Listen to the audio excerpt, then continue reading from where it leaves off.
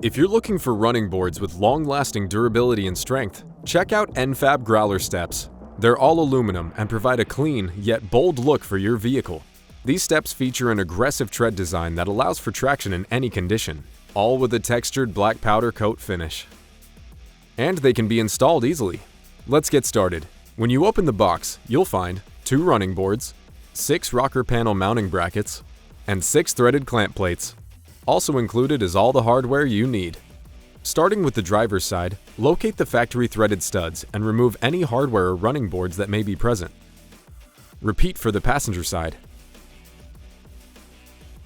Now, install the supplied mounting brackets to the existing studs and loosely fasten with the supplied M8 flanged nuts.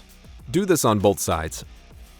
Next, set the running board along the top of the 3 brackets and center it along the cab. Now, insert the supplied threaded brackets, 3 on each side, inside the running board lip, over the top of each bracket. With the supplied bolts, secure each mounting location and leave loose. After final adjustment, tighten all running board threaded mounts.